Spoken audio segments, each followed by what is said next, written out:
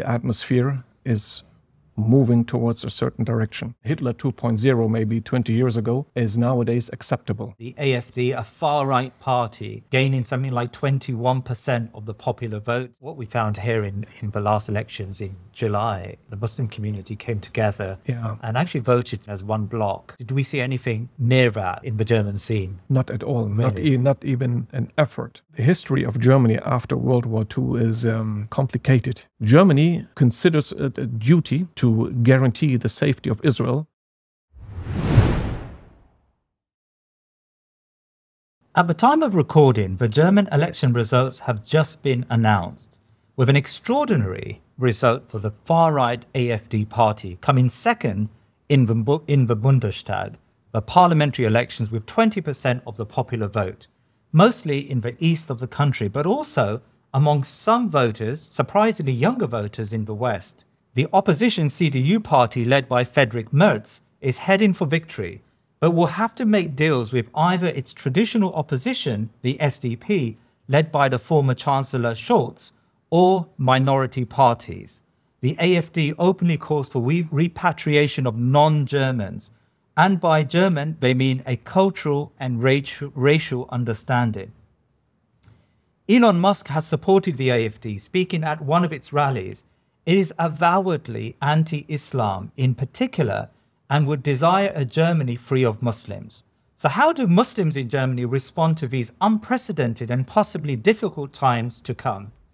Now, we have the pleasure of having Marcel Krass with us today. Marcel Krass converted to Islam in 1995 at the age of 18. Since 2007, he has been active in German Dawah and, alhamdulillah, well known all over the country.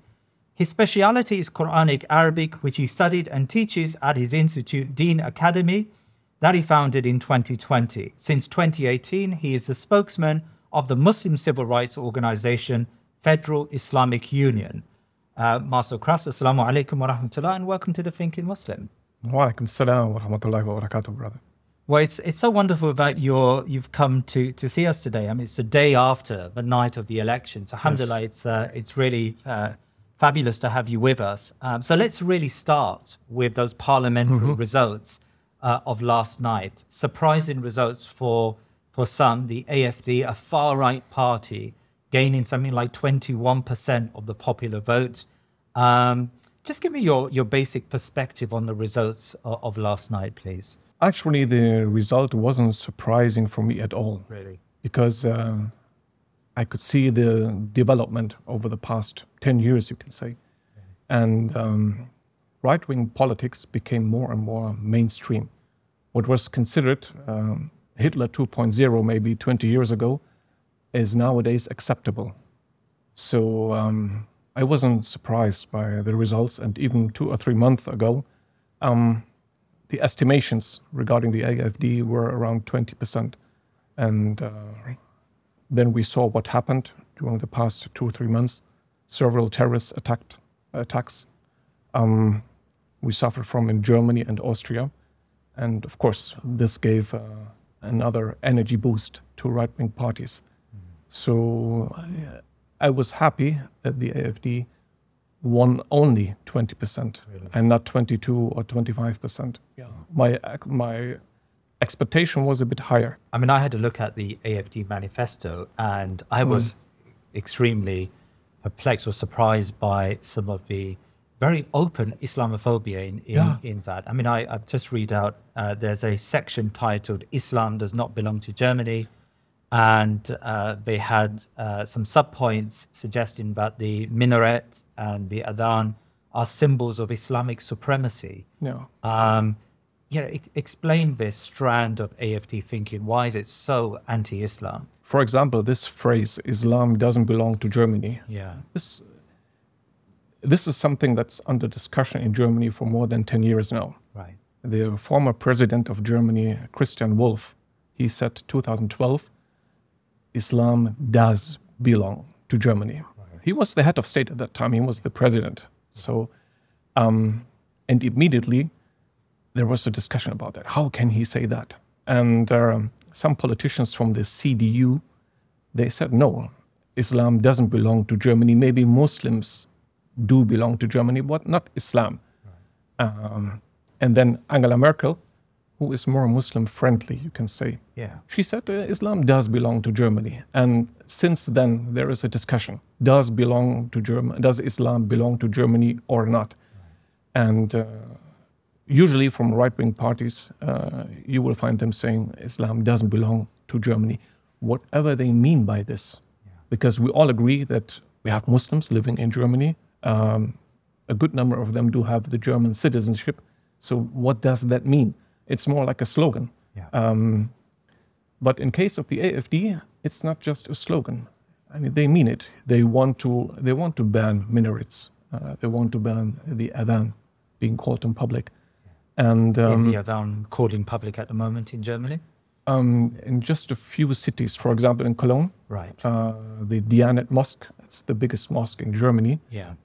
They're allowed to call the adhan just for Friday prayer. Okay. But they got the permission from the city. Yeah.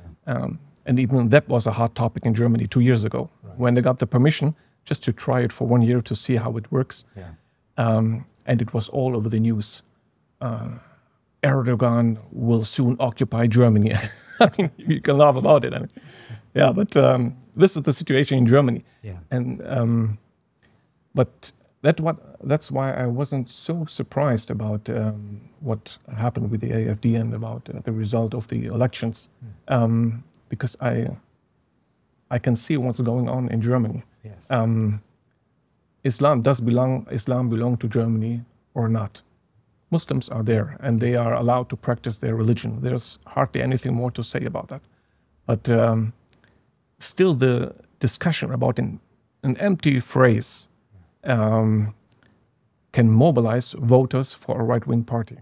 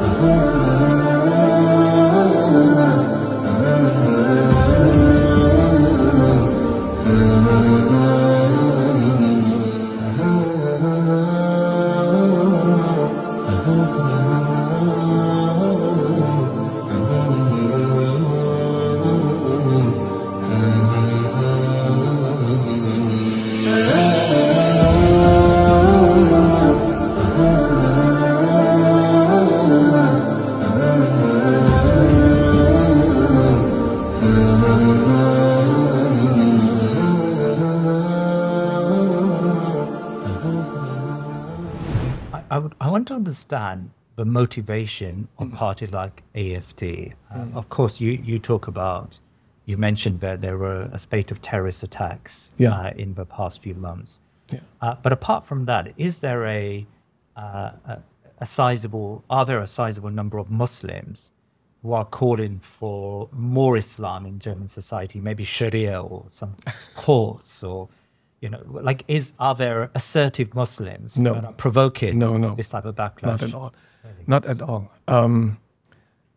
I think the AfD noticed that they can get some votes with Islamophobic politics. Yeah. I think that's all. The situation in Germany changed drastically after September 11. This changed a lot of things. This event in particular. Yeah. And as we all know, it was planned in Germany, and Germany was upside down in the aftermath of September 11. Right. I talked to a police officer, and she said, she was a lady, she said, prior to September 11, we had an Islamism department in the police, and there was only one guy working for it, and he was about to retire. Right.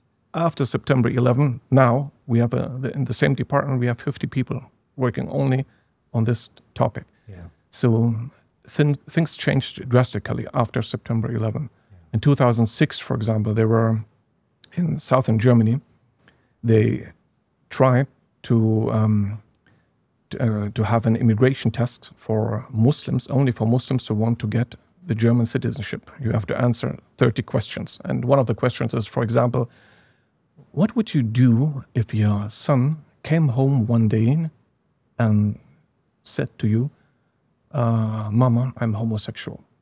So this is a citizenship question. Yeah. Wow. So you have to pass the test. And I read the questions, and I can say to you, my own parents can be happy that they're already German citizens. They wouldn't pass the test. And conservative Germans wouldn't pass at all. But this was only directed against Muslims. And this was 2006 or 2007. So it started already from 2004 to 2015.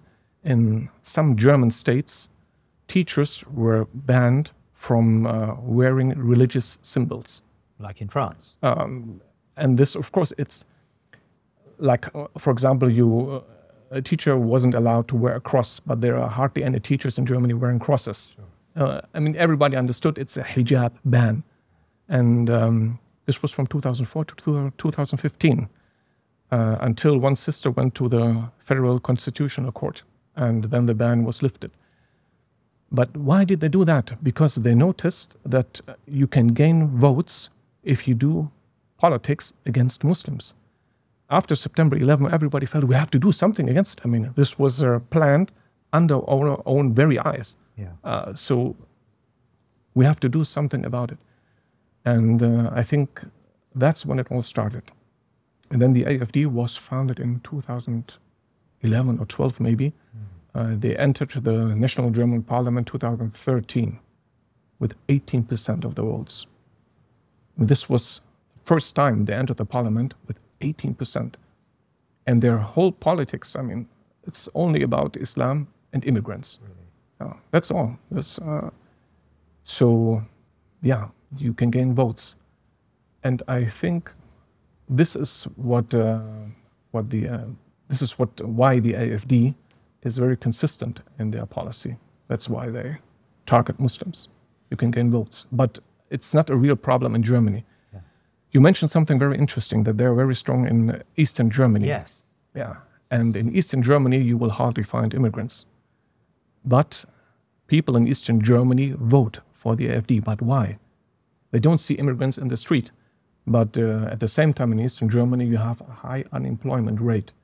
And the AfD is very clever. They can paint a picture that you are unemployed because of the immigrants, and especially because of the Muslims.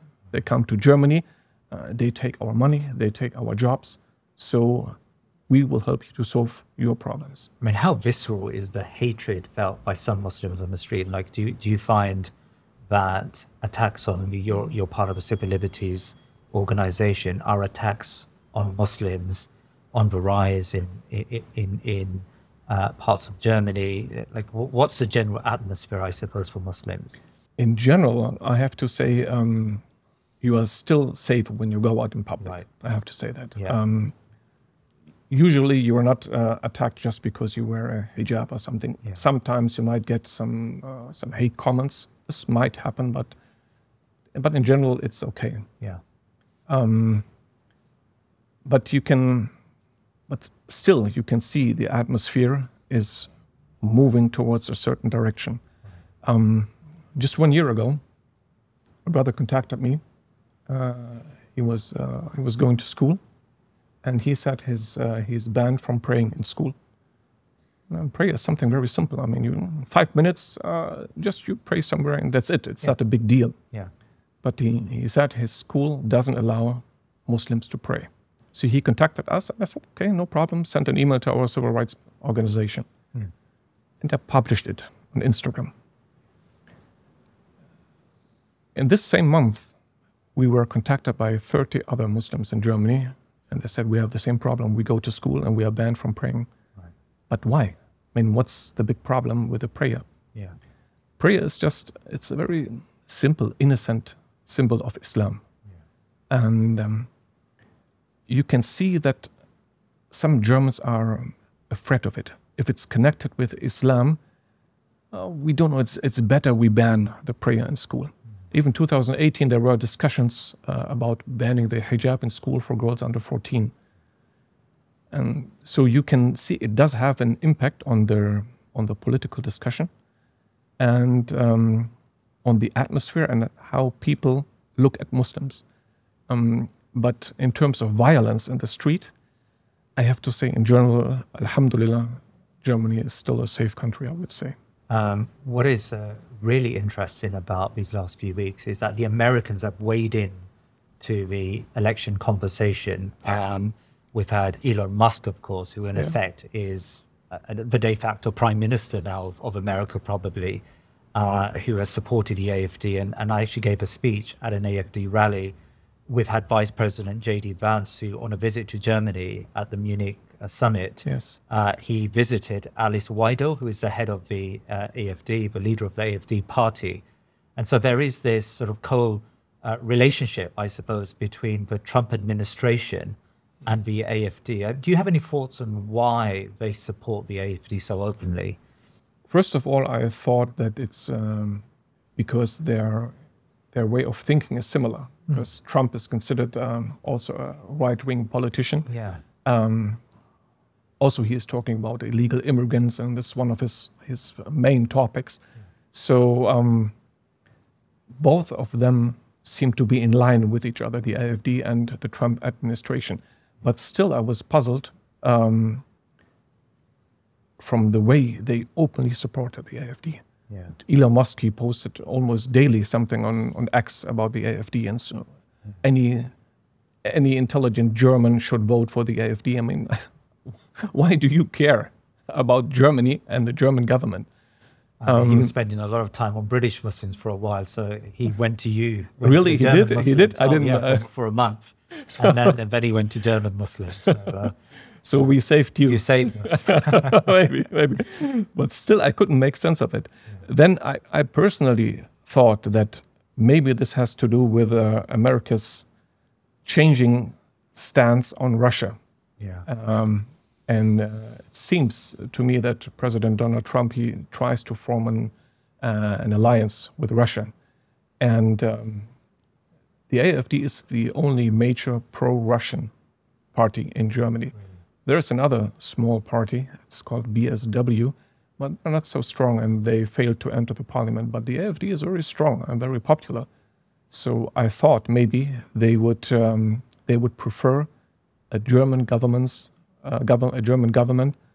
with a pro-Russian policy. That's what I thought. No, that's probably quite true. I mean, it seems to me that that level of support that the Americans have given the AfD, it's almost to undermine the established parties. Let's talk about then the possibilities of what happens next, because the CDU is now the largest party with something like 29% of the popular vote. But they need to form a coalition, as is the system in Germany, with one of the other parties. So most likely it will be with the SDP party, the party of Scholz, who was the former Chancellor. Explain this firewall idea, why the established parties would never make relations with the AfD, and if you feel that's going to change anytime soon. I think it will change in the near future. Yeah. But to understand the firewall, you need to go back in German history. Yeah. As I mentioned, 20 years ago, it was impossible to have a mainstream right-wing party in Germany. It was out of discussion, at least not on the national level. Right. Some federal states, they did have once or twice a right-wing party in their parliaments, but to have a mainstream right-wing party like the AfD, this was inconceivable. And when the AfD became stronger and stronger, this triggered a lot of protests against the AfD. For example, end of January, there was a discussion in the German parliament, and the AfD voted together with the CDU for a certain law against immigrants and to restrict the immigration to Germany, to close the borders, something like this. I mean, something that's in line with their policy. Yeah.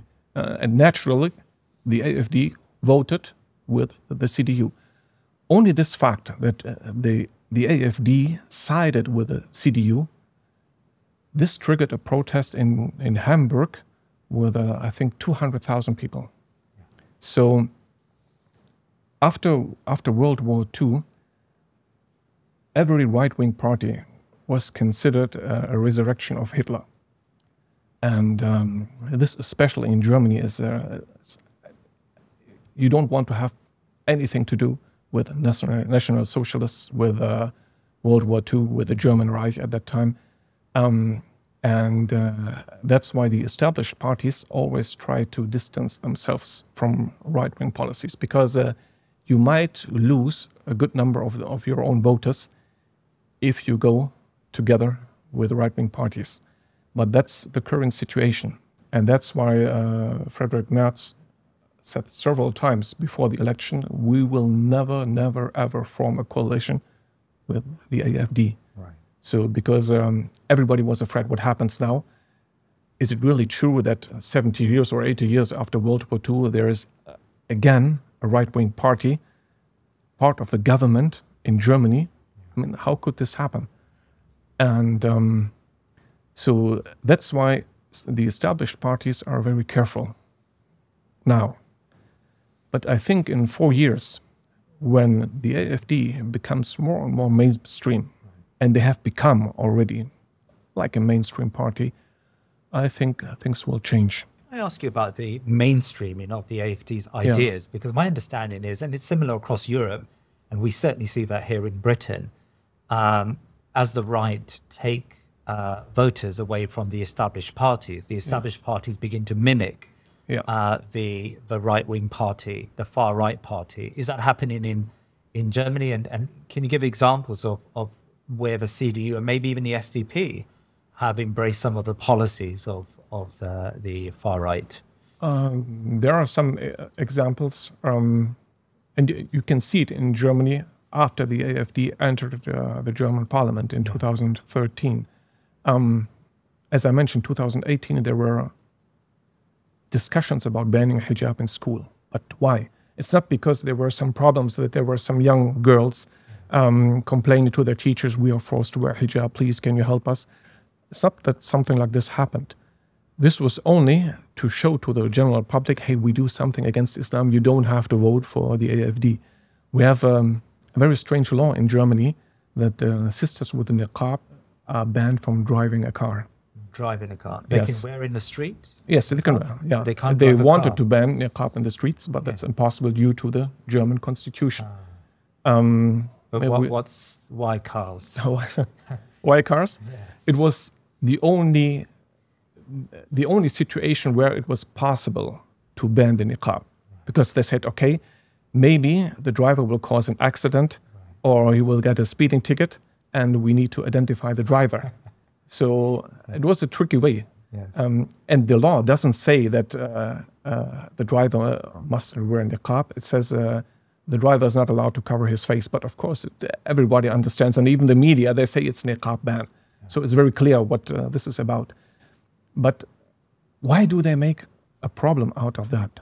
This was after the AfD entered a parliament. Yeah. And they wanted to show to the public, hey, no need to vote for the AfD. I mean, we are on your side. We are doing everything we can against Islam. Yeah. Also, does Islam belong to Germany or not? This was even a discussion in Germany half a year ago. This is all because they tried to, as you said, mimic the right-wing parties. Angela Merkel was the former chancellor, leader of the CDU. And, we can complain about some of her policy here and there, but... We miss her. Really. She had a very open door policy towards Syrians, 1 million plus Syrians. And, she pushed back against the racism that came out at that time. And it was, a fairly...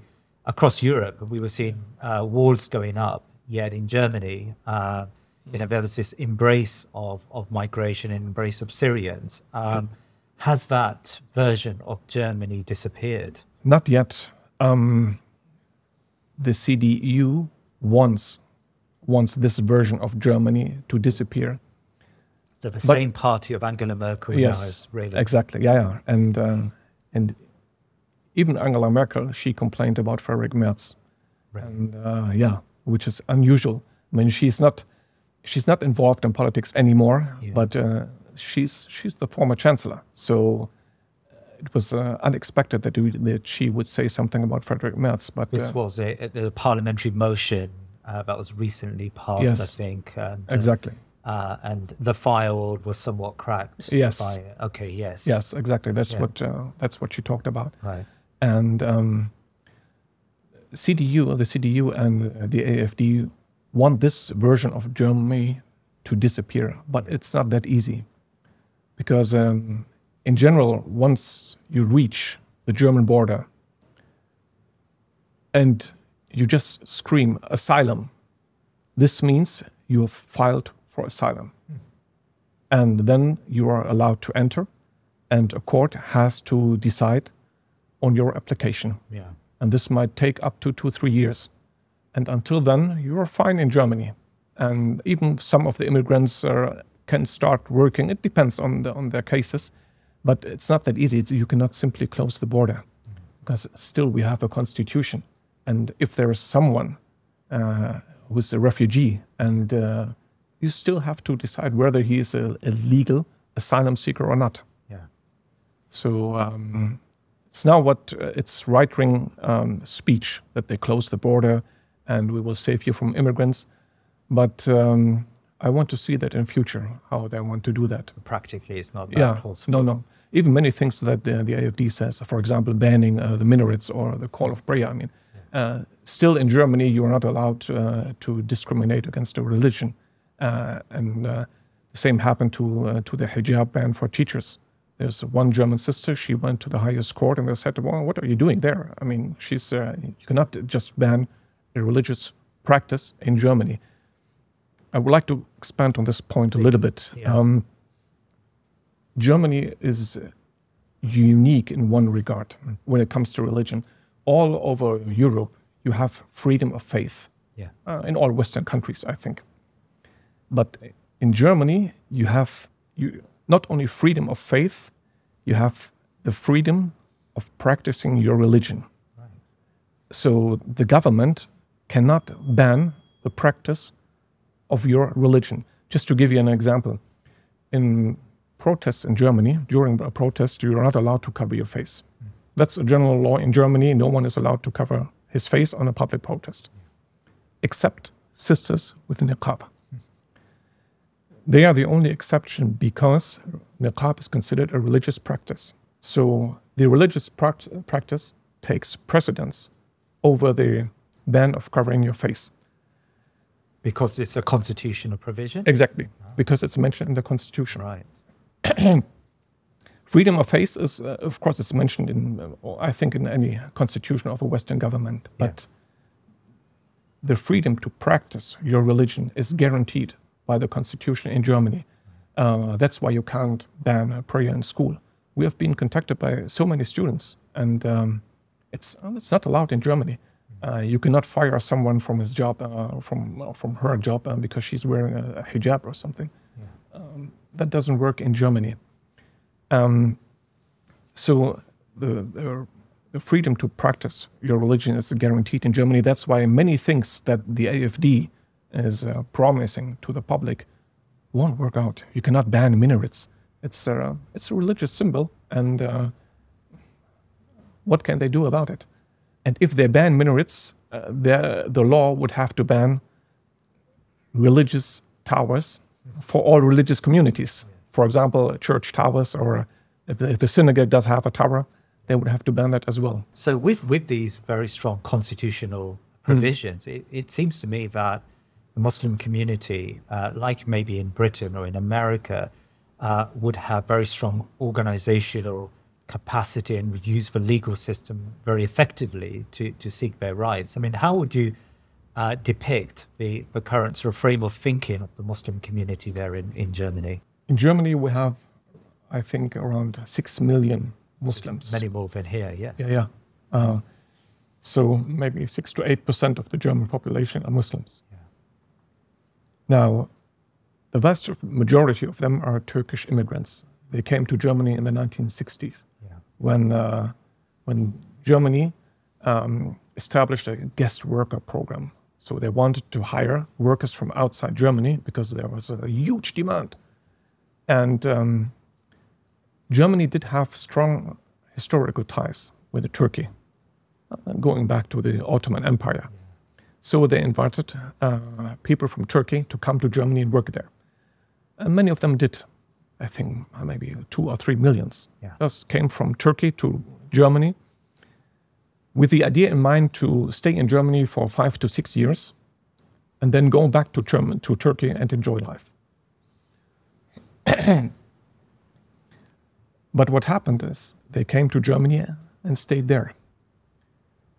But of course, if you plan to go back to your home country, then you just survive in Germany. You form your own little community.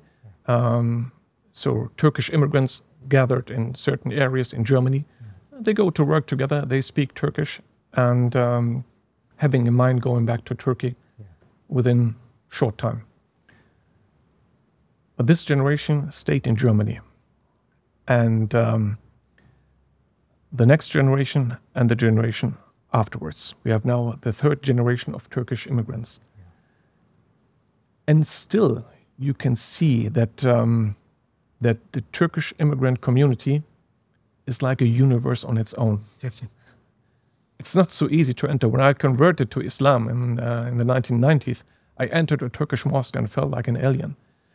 And up to this day, you find the 3rd generation still speaking Turkish among each other.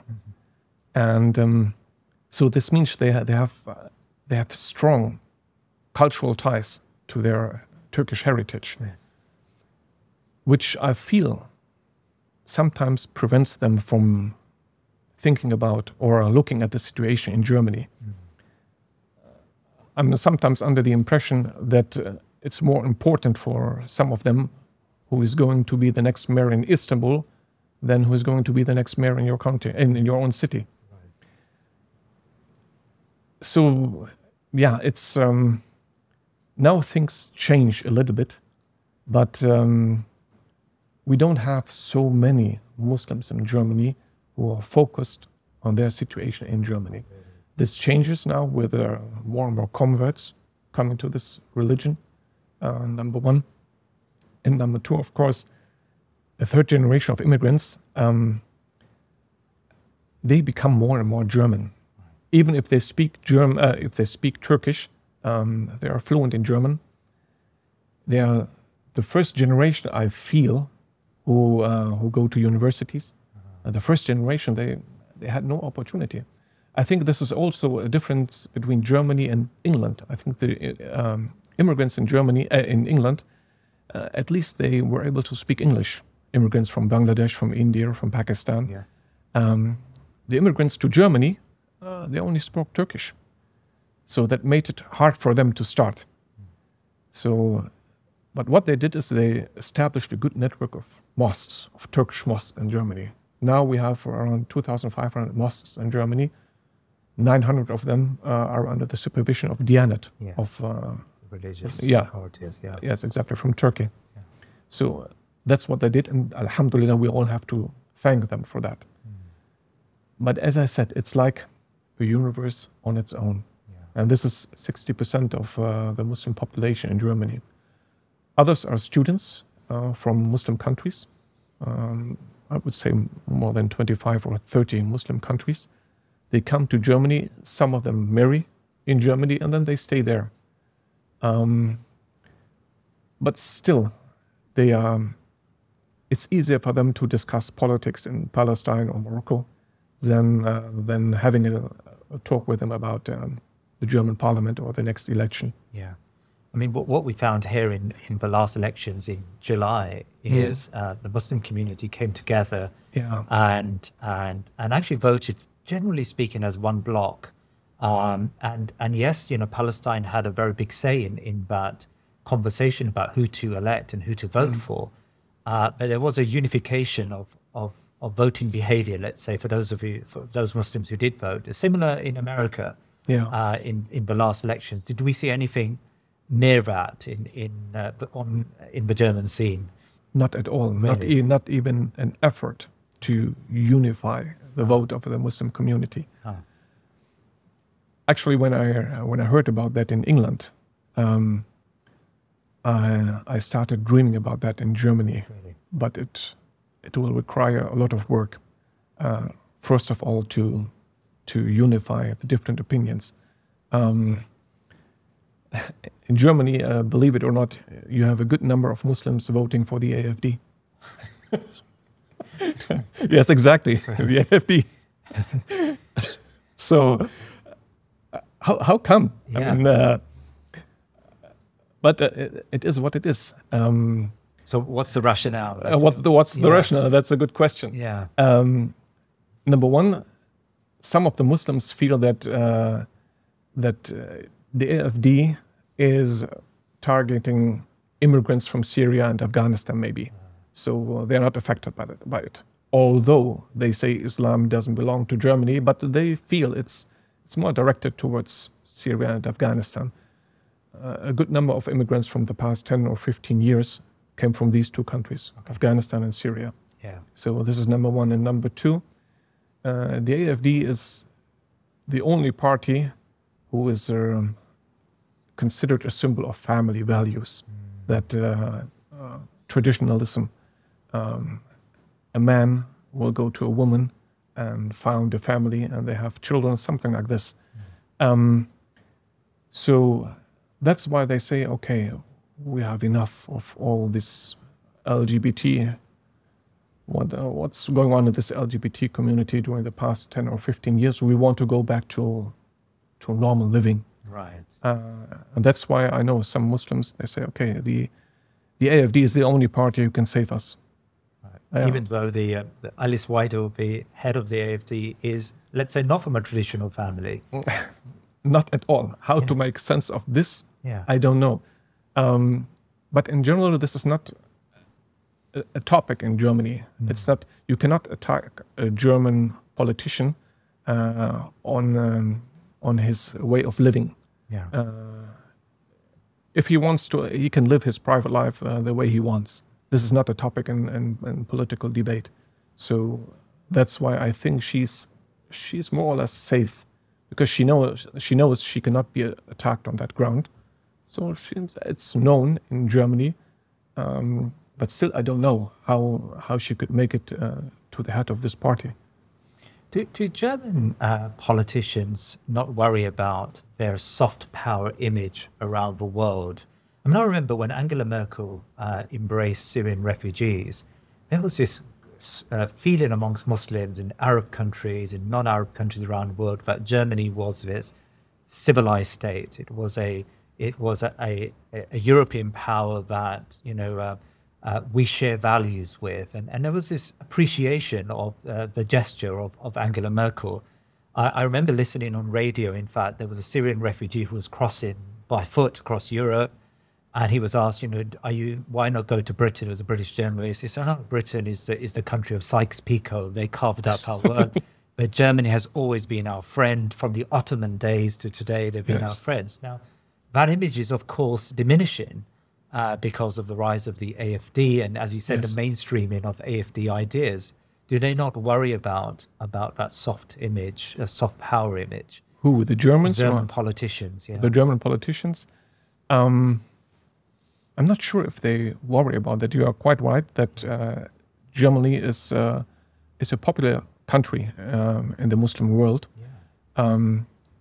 Germany, I think, is the only Western power who has never colonized Muslim lands. Exactly. Yeah. So, in general, when I travel to Muslim countries, and I travel a lot, I find Muslims appreciating that. Yeah. So they said, okay, when there's no reason for enmity between us and Germany, because there's no reason to be in conflict at all. Yeah. But I'm not sure if German politicians worry about the image of Germany in Muslim countries. Yeah. I think sooner or later they will say, let them think whatever they want. But in Germany, you see the public opinion shifting towards the right. Yeah. So, and at the end of the day, we have to win the elections. So if right-wing politics will get us some votes, they will go for it. Can I turn to Palestinian activism in Germany? Yeah, Because, sure. of course, we've had reminders over the last year and a half that Germany, in some ways, has been a hostile place for Palestinian activism and protests and demonstrations.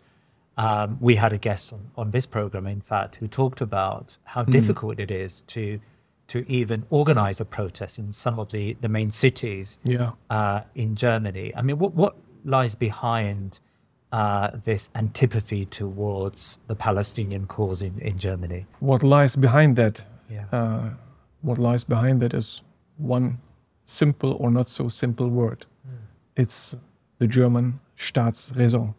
And it's usually translated as reason of state. Although the definition is the primary interest of the state, the primary goal or the purpose of the state. Right.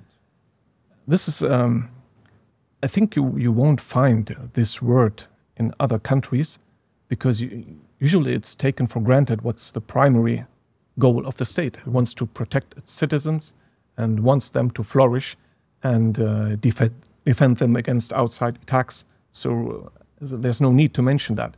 And all of this is true for the German state as well, but there is more to it.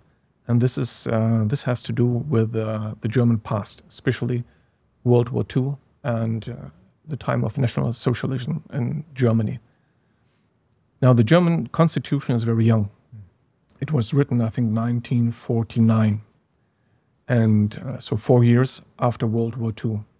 And the founding fathers of this German constitution, they always had in mind to make sure that something like National Socialism will never ever emerge from Germany again. Yeah. And when you read the Constitution, you have to keep this in mind, otherwise you will not make sense from some points that are written in the Constitution.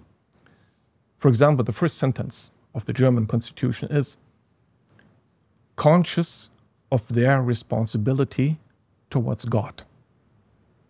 This is the preamble of the Constitution. Conscious of their responsibility towards God.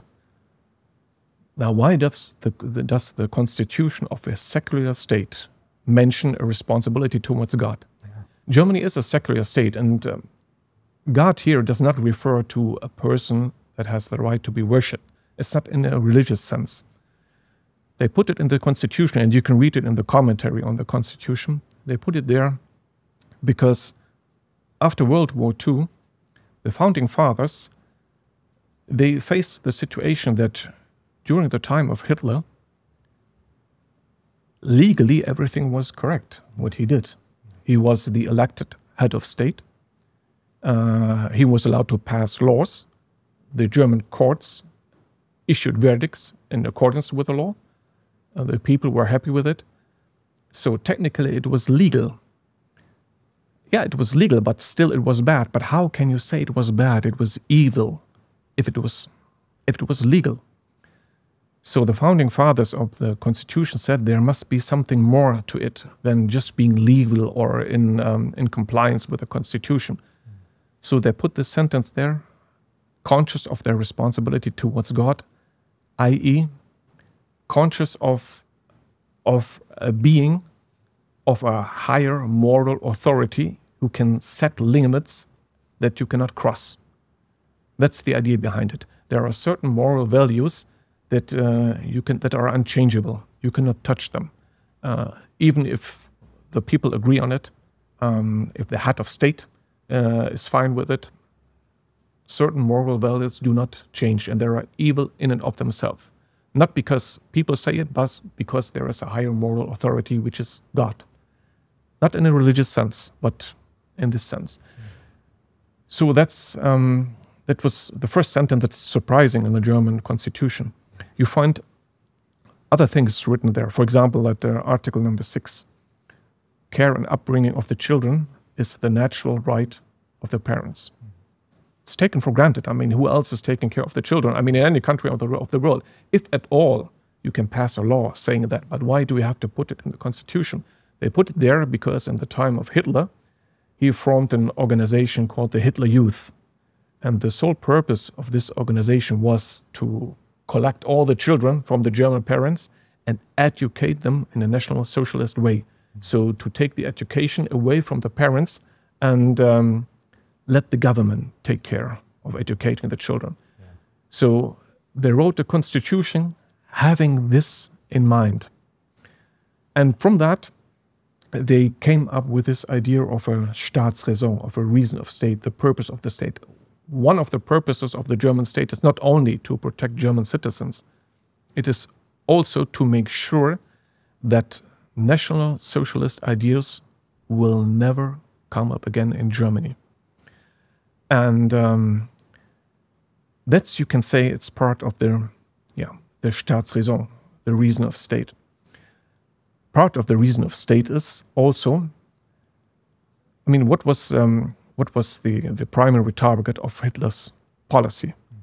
They were the Jews. Yes. And what he did to them, I mean, is beyond imagination. There is no discussion about that. So part of the reason of state became protecting Jewish life. And the representation of Jewish life is, of course, the Israeli state. Right. Yeah, this state that emerged in order to protect Jewish life. So Germany considers it a duty to guarantee the safety of Israel, although it's another country and 4,000 kilometers away.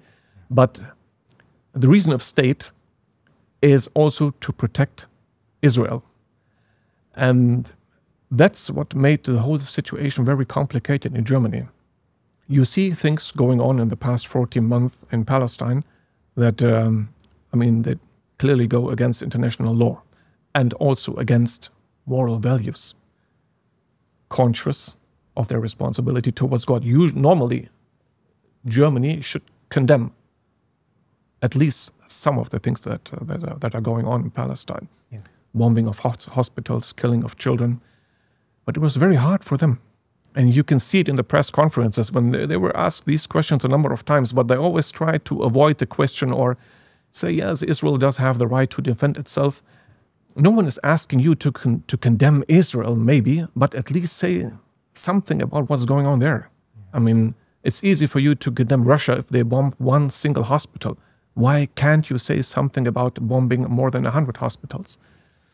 But it's the reason of state. It's a mindset, you can say, when you enter German politics, that you can only understand if you look at the German past after World War II. That's fascinating. So this historical debt, you can say, about the Germans have towards the Jews that has extended itself now to, in effect, being silent and complicit at what the state of Israel is doing at the moment. I mean, I've heard stories of Palestinian activists who have lost jobs and who have been estranged from civic society because of very light, remarks and protests in solidarity with Palestinians. Can you shed some light on that aspect of activism? What the sister said to you was right. Yeah. The situation in Germany after October 7 became very difficult in terms of freedom of speech. Right. For example, the city of Hamburg tried to ban all pro-Palestinian protests. And brothers and sisters there had to go to the court, and finally the ban was lifted. But at least some cities tried to do that. Just the sentence from the river to the sea could get you in jail. In some areas in Germany, some courts voted for a ban, some against. So it was under discussion. But it was critical, just saying a simple sentence. Some protests banned the Palestinian flag, or kufiyya. Kufiyya was banned in some schools. Even my own son, he got in trouble because one day he showed up in school with a kufiyya, and a teacher approached him, and he asked him, I mean, he's 17 years old, he asked him, what do you think? Maybe you have a Jewish student here in school and he's afraid of you. Do you think it's a good idea to wear a kufiyya here? So in general, you can see that freedom of speech and the freedom of expression was, they tried everything they could to restrict it. And of course, this also has an effect on your daily life and even your job in a private company, maybe. You see, in Germany, especially after World War II, not only after World War II, the worst human being is someone who is anti-Semitic. Yeah. And if you're pro-Palestinian, you are at least on the verge of being anti-Semitic. And it's easy. Even some Jewish organizations face some problems, and they are considered now anti-Semitic. Although they came out and say, just we condemn what's going on there on the grounds of the international law. And these are atrocities against mankind. So how can we keep silent on that? Even Jewish organizations are now considered anti-Semitic just because of that. So the history of Germany after World War II is a bit complicated, you can say, to say the least. I can understand that to a certain extent, because World War II was something different and Hitler was something different. But during the past 14 months, I said, this is too much.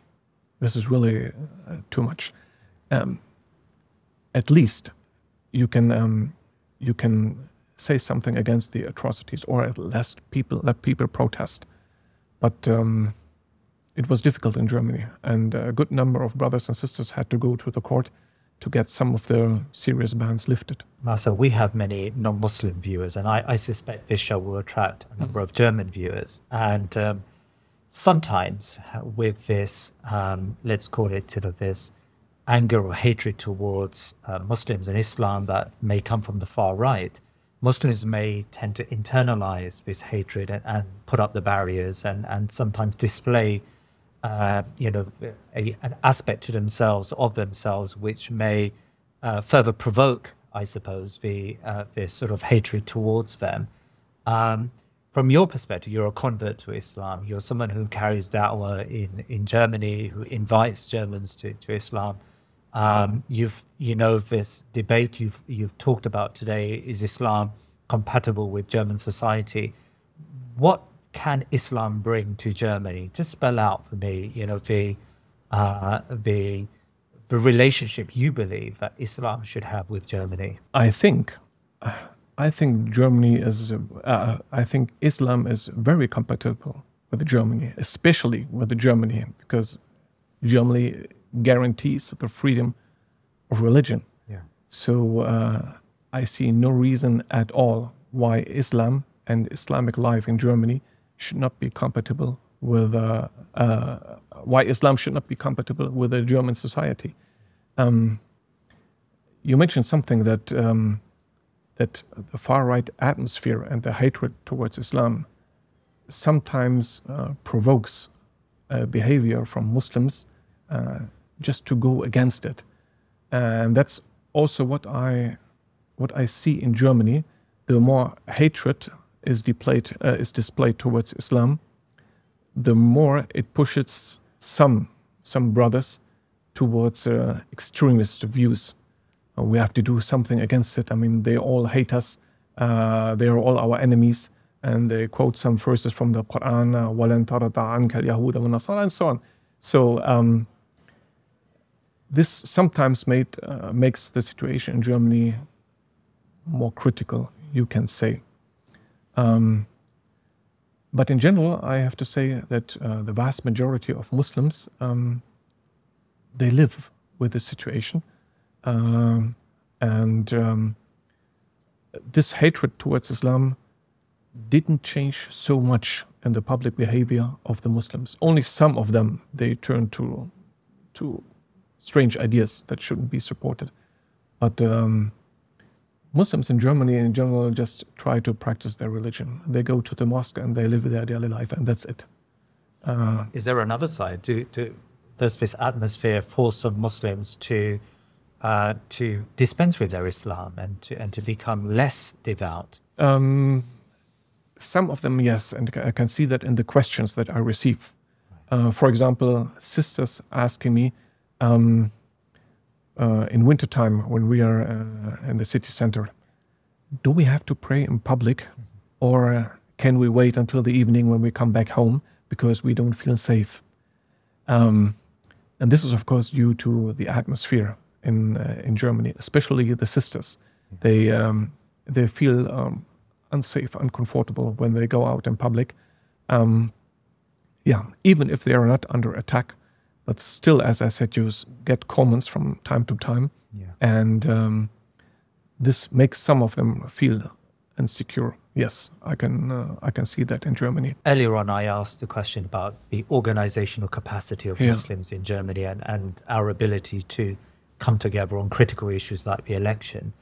Do you feel there's room for Muslims to organize themselves? And, the next election that comes in, 4 years' time, will there be, as it dawns on Muslims that the far right are on the march, will there be a greater initiative, I suppose, amongst Muslims in Germany to come together? That's what I hope for. Right. Because now things are becoming more and more critical with the AfD being the second party in the parliament and being in general on the rise. So what I do expect in 4 years' time, the AfD could be the strongest party. Wow. Yeah, that's what I'm afraid of. Wow. And I hope that Muslims will come together now and talk about that. What can we do about this situation? You see, sometimes when I go to Muslim countries, they ask me how many Muslims do live in Germany, and they expect something like 50,000. And when I tell them we are 5 or 6 millions, they cannot believe that. 5 or 6 millions. That's a whole country, you can say. Yeah. But why do they think we're only 50 or 60,000? Because we look weak from outside. And I think this is due to various reasons. Number one, I mentioned already that Muslims in Germany, unfortunately, do not focus as much on the situation in Germany as they should. Number two, we still have ongoing debates in Germany over centuries-old issues. And I think sometimes, some of these debates you do have or did have them in the past in England as well. For sure. Yes. Yeah. And this makes it difficult to come together. And I don't know if there will be ever an end to these debates. I mean, they have not been resolved for 1,000 years. So what can we do about it? And the greatest scholars sat together. So, but I see some brothers just love to engage in these debates, maybe with a good intention. I don't want to doubt that, but it makes it difficult to come together. Yeah. I try to promote a different idea for the past years, to accept that there are differences among Muslims, to agree to disagree. This won't change no matter how much we debate on TikTok. It will be like that. And even the greatest scholars in the past couldn't do very much about that. They wrote books, with strong arguments, but still we do have different groups and different views. So these issues cannot be resolved. But we can do something about our situation in Germany. But we need to cultivate an atmosphere amongst Muslims that we first of all see our Muslim brother. And maybe we disagree on him with him on something, and that's fine. At the end of the day, we will both stand in front of Allah, and I hope to go to Jannah together with him. And that's it.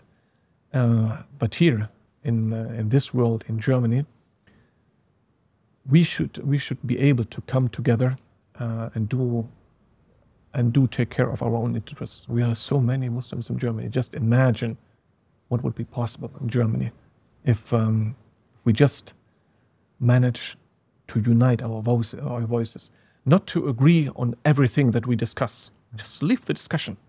But there are things we all agree on, when we talk about minarets and public adhan, and this is something, I mean, that we all share. So why can't we work together on that? And if that means that we have to stop some of these useless discussions that won't be resolved anyways, then let's stop and sit together and appreciate our Muslim brothers and sisters. Can I finally ask you about your Dawah activities in Germany, your invitation activities? Because it seems to me from fragments that I pick up on the internet that there is alhamdulillah, there is a really good effort amongst non-Muslims to introduce Islam to them. And a good number, in fact, I've noticed a good number of women are becoming Muslims in Germany. I'm not sure if that's if that's statistically borne out in the figures, but just like explain to us for outsiders who really haven't really got a good understanding of the dynamics of the German Muslim community, how significant that conversion activity is in Germany.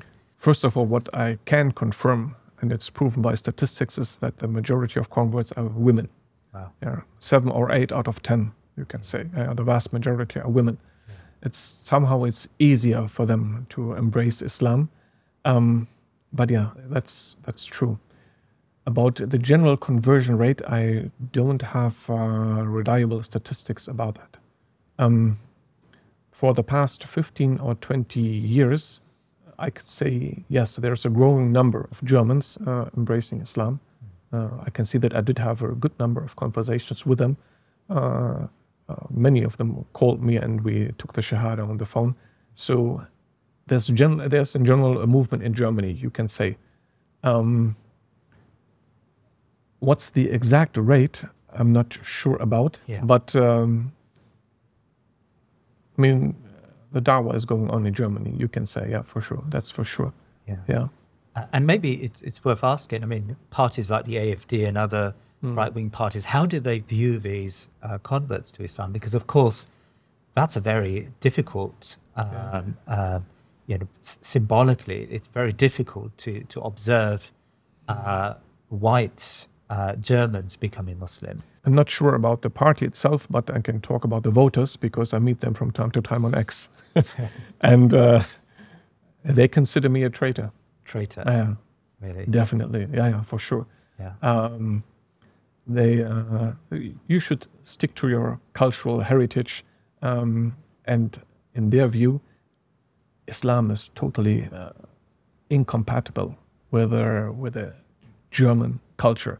So it belongs to the Middle East, and if you want to be a Muslim, go to a Muslim country and live there. If you want to live under Sharia law, then why don't you go there? These are typical sentences that you hear from right-wing voters. But culturally, you are German. Yeah, I'm 100% German. Yeah. I even didn't change my name. It's still Marcel. Yes. It's one of the most frequent questions that I'm asked. What's your Islamic name? It's Marcel. Yes. And that's because for our viewers, there's no expectation to change one's name. No, not at all. Yeah. Even not to change your culture, except what's not compatible with Islam. Of course, there are certain things not allowed that do belong to the German culture. Yeah. But why should anyone care? You even have Germans who don't eat pork because they are vegetarian. A good friend of mine in school, all of a sudden he stopped drinking alcohol because he said it's not healthy. Yeah. So, and he stopped. So, and if I do it for religious reasons, why should you care? I mean, it's live and let live. It's very easy. Yeah. But especially for the right-wing people, Islam is considered the enemy from the East, trying to take over Germany. Maybe they think about the Battle of Vienna 500 years ago, when Austrian soldiers defeated the Ottoman Empire. I don't know. Yeah. This is very strange to explain in Germany. But in general, people don't recognize me as a Muslim in the street. They consider me just a normal German guy. Yeah. I say hello, goodbye, thank you, how are you? That's it. Jazakallah khair, Marcel, Krass. I think that's been a fascinating conversation. I know I could probably continue for another hour, but I know you need to catch a flight back to Germany. I do so may Allah subhanahu wa ta'ala reward you and the efforts of the brothers and sisters in Germany. And unify the community, inshallah. Ameen. Allahumma ameen. Are you hopeful, next 5-10 years about the Muslim community? I am for two reasons. Number one, for the past 5 or 6 years, I noticed more and more Muslims being tired of these debates. So there's a growing number of Muslims who say, okay, well, let's try to live together. This is number one. And number two, now we have the AfD coming out very strong from the elections. Right. And there is a conversation amongst Muslims who think about leaving the country because of the AfD. And I think, no, why should you? I mean, we can be very strong in Germany if we manage to unify our voices. So I hope that more and more Muslims will realize that. And I hope one day our voice will be unified in Germany. I should have asked you this, actually. One of the AfD, I heard Ali Swader say that those 1 million Syrian Muslims, now that Syria is safe, which of course is debatable, but now that Syria is safe, they should return back to. Have we seen some movement of Syrians to return back? Do you know? Only very few of them went back. What I notice in general that they want to wait a little bit and see how things develop in Syria, because as you know, 10 years ago things were the situation was different there. So and I'm not sure if there will be a considerable movement in the near future, because a good number of Syrians set themselves up in Germany and live their life there. So I'm not sure if they will go back to Syria. Let's see. Marcel, Krass, I'm really thankful for your time today. Thank you so much. I have to thank you. Please remember to subscribe to our social media and YouTube channels and head over to our website thinkingmuslim.com to sign up to my weekly newsletter. Jazakallah khair.